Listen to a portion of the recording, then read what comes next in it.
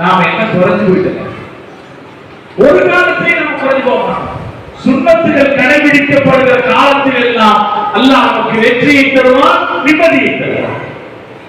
மாலிக் ரஹ்மத்துல்லாஹி அவர்கள் சொல்வார்கள், இத்திபாஉ சுன்னா, சுன்னத்துகளை கடைபிடித்தல் என்பது கஸபீனத்தி நூஹ் அலைஹிஸ்ஸலாமின் கப்பலை போல.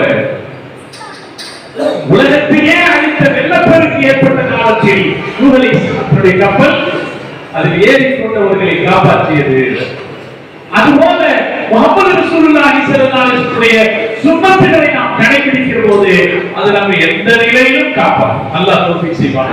ஆழமாக அழுத்தமாக இந்த செய்தியை நாம் மனசுல உருவாக்கிக்கிறோம். நம்ம ரசூலுல்லாஹ்வுடைய சுன்னத்துகளை அது கடைபிடிக்கப்படுற காலம் முழுக்க நமக்கு வெற்றி தான். அது ஒரு காலத்துல நமக்கு தோல்வியோ, அதுல ஒரு காலத்துல நமக்கு கஷ்டமோ, அதுல கேவலமோ நமக்கு வராது. பெருமானார் ஸல்லல்லாஹு அலைஹி வஸல்லம் சுன்னத்துகளை கடைபிடிக்கிற காலமெல்லாம் நமக்கு உயர்வுதான். அல்லாஹ் தெரிந்தார்கள் அந்த பெருமானாருடைய சுன்னத்துகளை எல்லா நிலையிலும் கடைபிடிக்க அல்லாஹ் நமக்கு தௌஃபீக் செய்து தருவார். சகோதரர்களே, நான் மீண்டும் ஞாபகப்படுத்துறேன், இது 1500வது பெருமானாருடைய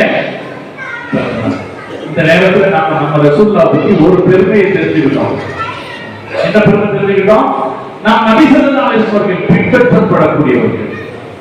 உலகத்தில் இன்று வரைக்கும் 1400 வருஷங்களுக்கு முன்னால் அவர் என்ன சொன்னாரோ, என்ன செய்தாரோ, எதை நடைமுறைகளாக சொன்னாரோ அந்த நடைமுறைகளை இன்று வரைக்கும் பின்பற்றுகிற சமுதாயம் இருக்கிறது. இன்று வரைக்கும் அதை பின்பற்றுகிற சமுதாயம் உலகத்தில் இருக்கிறது. அந்த சமுதாயம் அவரை பின்பற்றியதற்காக ஒருபோதும் அது துக்கமடைந்ததில்லை, துயரப்பட்டதில்லை. அது அதனால கேவலப்படைந்தது. அது உயர்வைத்தான் சந்தித்தது. அது உயர்வைத்தான் சந்தித்திருக்கிறது. நல்ல மாற்றங்களை தான் சந்தித்திருக்கிறது. நம்ம நபி ஸல்லல்லாஹு அலைஹி வஸல்லம் அப்படி சுன்னத்துகளை சொன்னாங்க. இன்ஷா அல்லாஹ் நான் ஒரு சொன்ன உங்கள்கிட்ட ஒரு சுன்னத்துன்னு ஒன்று கேள்விப்படும் போது இன்ஷா அல்லாஹ் அதை நாம கடைபிடிப்போம். எல்லாம் வச்சு நல்லா தௌஃபீக் செய்வோம். கல்யாணத்தை ஆடம்பரமா செய்யாதீங்க, ஆடம்பரமா செய்யாதீங்க, எளிமையா செய்யுங்கன்னா அதை கொஞ்சம் கவனத்தில் வச்சுட்டு சில ஆடம்பரத்தையாவது குறைச்சு பாருங்க, நல்லா பறக்கத்தை வச்சிருக்கோம். ரசூலுல்லாஹ் இந்த ஆடம்பரம் வேணாம்னு சொன்னாங்க, சிலதை குறைச்சு பாருங்க, நல்லா பறக்கத்தை வச்சிருக்கோம். தாய்மார்களை கேட்டுக்கொண்டு ஆடம்பரமும் ஆர்ப்பாட்டமும் அனாவசியமானது. இந்த உலகத்தில் இருக்கிற மக்களுடைய பெருமைக்காக மக்களிடம் நற்பேர் வாங்குறது ஜனங்க எப்பவுமே பாராட்டுவாங்கன்னு நினைக்கிறீங்க? எப்ப பாராட்டுவாங்க நினைக்கிறீங்க? நீங்க நல்ல விருந்து சாப்பிட்டு உங்கள்தான் 1/2 மணி நேரம் பேசுவாங்க இல்லைங்களா?